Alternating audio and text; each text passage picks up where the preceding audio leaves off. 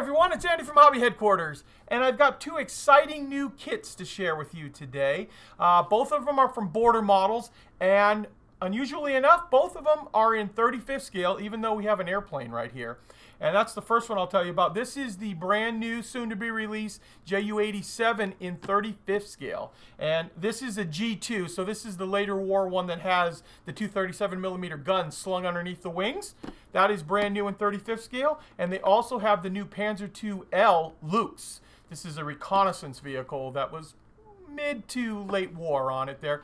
The beautiful thing about these is obviously you can put them together in the same type of diorama because we have 35th in both of them. So what I'm going to do today is we're going to open these up and show you all the parts inside and let you take a look inside. Both of them are available for pre-order right now and should be, this one has actually been shipped. This one is a little bit delayed and will probably be shipped right after Chinese New Year, but this one is on the water right now. So, got a lot to look at inside here, so let's get started.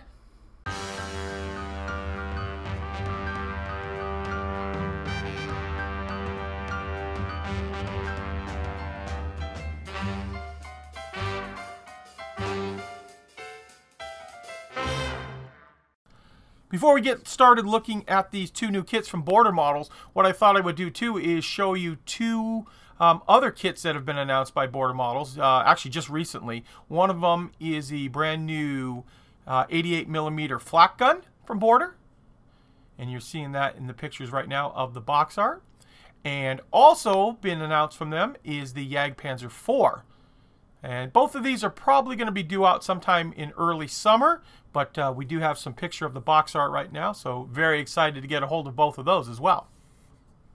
And first up, we have the Junkers Ju-87 G1/G2, meaning you can build either one of those variants in this kit. Stuka in 35th scale from Border Models. Now, this particular Stuka was used quite a bit for anti-tank. In fact, underneath each one of the wings here, you can kind of see them firing in this cool box art. There are two 37mm cannons slung underneath the wings, and they would come up and fly up on top of the tanks, shoot through the top, which is usually where the armor is a lot weaker. So a 37mm is most of the time strong enough to go through at least the top of the turret, top of the engine deck, disable the vehicle on it there. Start off with, this is a very, hopefully you can see it in person, you can see it very well, but it's kind of a cool iridescent, really glossy, slick, almost like plastic box. It's just something different. As soon as I pulled it out myself, I go, that is a different type of look. It is really paper, but it's got a nice iridescent sheen to it. So let's go ahead and open this bad boy up and take a look inside. So let's take a look at the A sprue first. This is the sprue that obviously has the fuselage on it. One thing you're going to notice immediately on this is there is a lot of slide molding. In fact, there are 3 different slides that went into making this particular sprue, and that's what these bump ups right here are, and that is to get detail on the bottom of both sides of the fuselage, and also we have a bump up right here to get detail on the bottom of the cowl for this particular one. And one thing I'm going to point out, I was looking at all the pieces before I started filming here, and you'll notice a lot of some raised rivet detail, which is correct for this one. It is a recessed panel line kit, so it's a state-of-the-art 2022 kit, but some of the rivet detail is supposed to be slightly raised next to the recessed ones, and they went ahead and actually did both. In fact, I'm going to turn this up right here, and if you notice on the bottom right here, they're just slightly little raised rivet detail, and then you see all the really faint recessed panel lines and rivet detail all down the side of the fuselage. I think they did a really nice job. They didn't overdo it on those rivets. In fact, they're just very, very faint. Hopefully you can see it pretty well with the lighting in here because they are so faint. And then, of course, we'll take a look at the cowl here, too. And, of course, there's some flap pieces and things like that for the wings in the middle here. Next up, we have the D sprue, and this has the engine inside of it. So there is a complete engine in here. And you also notice, too, they did slide molding on the exhausts. So they're all hollowed out here as well. That's very nice the way they did that, especially at the angle. That was a clever way of doing it to get them all hollowed out. Somebody was thinking for that. Then we've got the prop. the engine itself. Some of those pieces. And the sprues are kind of out of order here. I'm kind of just grabbing them as they come out of the box. This is the H sprue. Looks like there's some little accessory pieces in here. Won't spend too long on that one. This was the very first sprue I opened, and it has the cockpit in it as well as the bottom here. But take a look at the detail. I don't know, it just struck me. It is so nice the way they did that bottom of it. And you can just see the faint rivet detail on the end, under the wings, and then the bigger rivets on the very, very bottom. Just beautiful. And then we have our firewall right here, the bottom of the cockpit, the walls of the cockpit, our instrument panel, and then some more little accessory pieces in there. Looks like the radio's in there as well. Now we're coming to a big sprue. This is the E sprue, and we have some bombs as well as the 37mm cannons right here. And once again, slide molding. The barrels are all hollowed out, as well as whatever this is right here. That's all hollowed out. Here are the bases of the 37mm cannons. So obviously they're giving you two different types, it looks like. Here are the wheel covers. The wheels themselves are very nice, or tires are very nice too.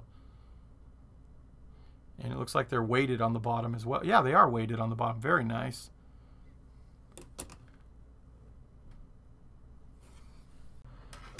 And now we have the B sprue, which is the big set of wings on this. And obviously Stuka is a very large wingspan, and it's got that gull wing look where it kind of goes down and then back up again. And I'll let you look at the rivet detail once again. Very, very faint rivet detail. Very, very nicely done on all of the different surfaces here, both top and bottom.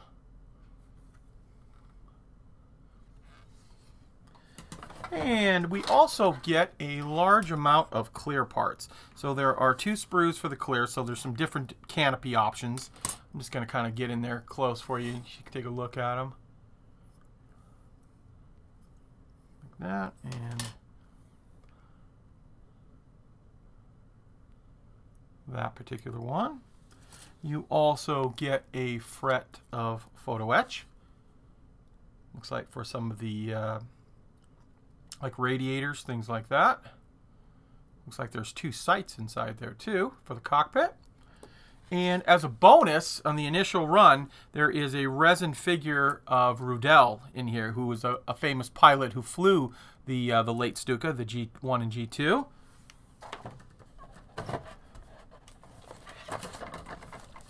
And now we're going to take a look at the decal sheet that comes inside here.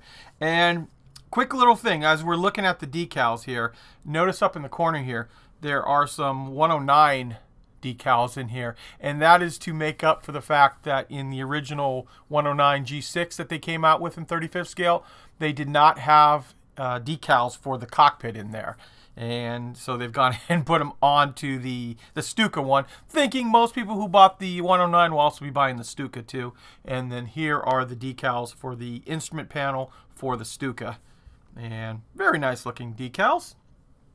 And finally, I'm just going to let you take a quick look at the instructions like we normally do.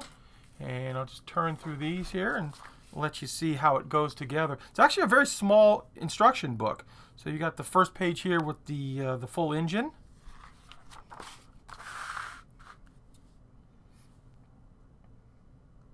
Then cockpit. Putting the whole thing together side by side.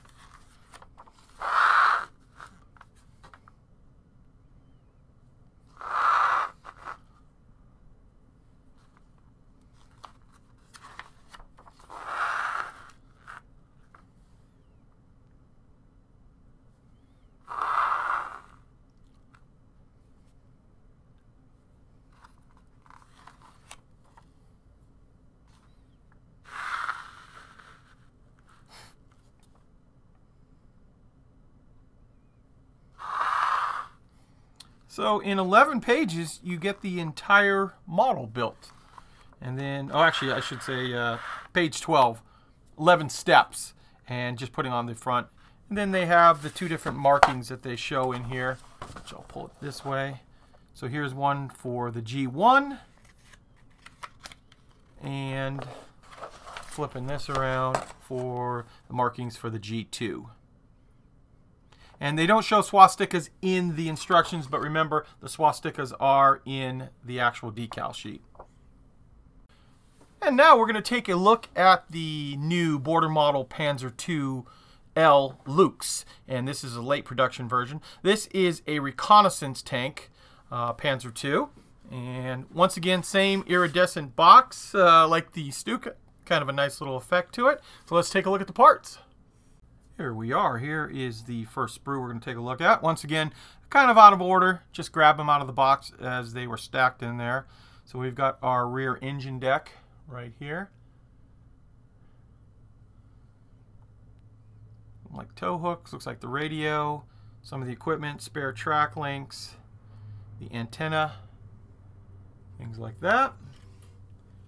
We have a bathtub style hull. See the way this is molded up here. Obviously this has been slide molded.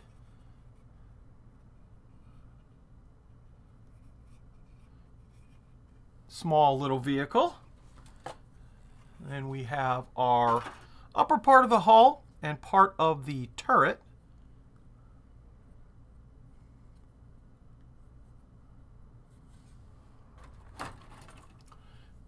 Next up, we have our A sprue. Now, you get 2 of this particular sprue in the kit because this is your track and your road wheels. So we have link, which are these individual links right here of track. Right in through there. And then we have long length of track right in here and in here. So part of the track is already assembled for you on the areas where it's just flat and going straight across. Then, of course, we have all of our road wheels in the middle here. Looks like we've got some jerry cans, torsion bar suspension. So it appears that the suspension actually works in this. And once again, like I said, you get 2 sprues of that.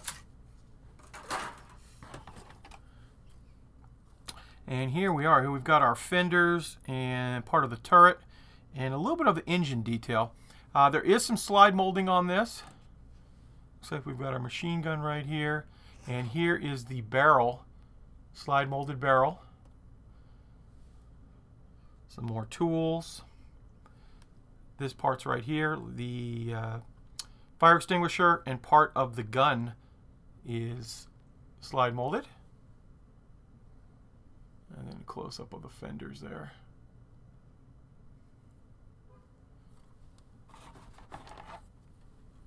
And finally, we have this sprue here, the B sprue. This has lots of other stuff on it here too.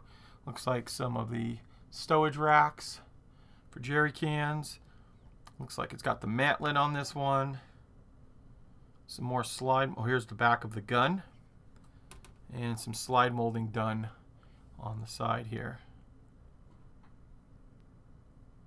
Oh, and then here's a stack of spare track. Just like that. And it looks like there's also kind of like a bonus. Here is some rolled up tarps done into kit form that you can build up and put on the vehicle. And we're going to zoom in a little bit now and take a look at some of the accessories like the photo etch, the decals, as well as this absolutely beautiful turn brass barrel. Hopefully you can see it pretty good. I know it's kind of tiny. They give you the slide molded one like I told you earlier, but it's nice always having the brass one. I mean, every little bit of detail is on that. And then of course you get the star antenna for the radios, some of the stuff for the jerry cans, and some mesh coverings right there. So the last thing we need to just take a quick look at are the instructions now. And I'll quickly just show you the instructions. Page 1 here, the cover, has a breakdown of all the parts. And then it goes right into the build of the vehicle.